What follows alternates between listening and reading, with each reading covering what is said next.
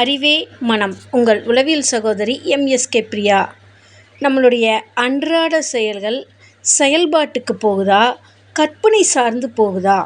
வளர்ச்சிக்கு தடையாக இருக்கிறதே எதுன்னு பார்த்தோம்னா, அறிவின் பதிவின் அடிப்படையில் நமக்குடைய செய்யக்கூடிய செயலின் அடிப்படையில் தான் இருக்குது. அப்போ கம்ஃபர்டபுள் ஜோன் அப்படின்னு சொல்லக்கூடிய சௌகரியமான இடத்துலையே செயல்பாடுகள் நடந்துக்கிட்டு இருக்குதுன்னா அது ஃபெயிலியர் ஆயிரும், வளர்ச்சிங்கிறது இருக்காது.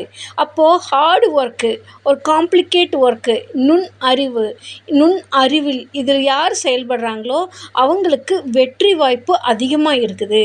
அப்போ நம்மளோட செயல்பாடு எதை நோக்கி இருக்க வேண்டும்?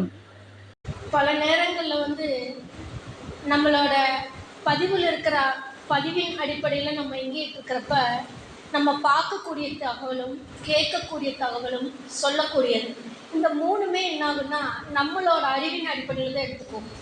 அதன் அடிப்படையில் நம்ம செயல்படுறப்ப தான் நம்ம ஃபெயிலியர் ஆகும். அந்த ரியாலிட்டி அர்த்தம் என்னன்னு தெரியாது, அந்த ஒரிஜினல் அர்த்தம் என்னன்னு தெரியாமல் நம்மளோட பதிவுலேயே போகிறப்போ ஒரு இடத்துல போய் சிக்கிக்குவோம். அதுதான் என்ன ஆகுனா, நம்ம மற்றவங்கள மாதிரி இருக்க மாட்டோம், மற்றவங்களோட மாறுபட்டு வேறுபட்டு இருப்போம்.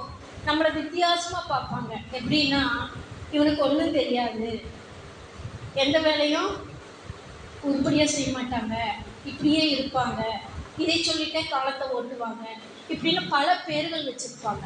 அப்படி மாறுபட்டு வேறுபட்டு செயல்படுறதுக்கு நம்மக்கிட்ட என்ன தடை இருந்துச்சு அப்படின்னு நீங்களே சிந்திங்க. எங்கே நம்ம ப்ராப்ளம் ஆச்சு? யோசிக்கிறது எவ்வளோ கஷ்டம். மனசுக்குள்ளேருந்து ஒரு வார்த்தை எடுக்கிறதுங்கிறது சாதாரணம் இல்லை. அந்த வார்த்தை தான் உங்களை ஆக்டிவேட் பண்ணும். இதுதான் உங்களோட கல்வி, பொருளாதாரம், உளவியல் ஆரோக்கியம், சமூக நலன் இவற்றின் அந்தஸ்தை உருவாக்கக்கூடிய செயல்பாடுகள் அடங்கியிருக்கு. இவற்றை உங்களோட வளர்ச்சிக்கு தேவையானதை கண்டறிந்து மறுசீரமைக்கத்தான் உளவியல் பகுப்பாய்வு மற்றும் எங்களுடைய எம்எஸ்கே லைஃப் கிளினிக் ஃபவுண்டேஷனில் எம்எஸ்கே மைண்ட் செட் நாலேஜ் தெரப்பியில் எம்எஸ்கே மென்டாரிங் ப்ரோக்ராம் கொடுத்து கொண்டு வருகின்றோம்.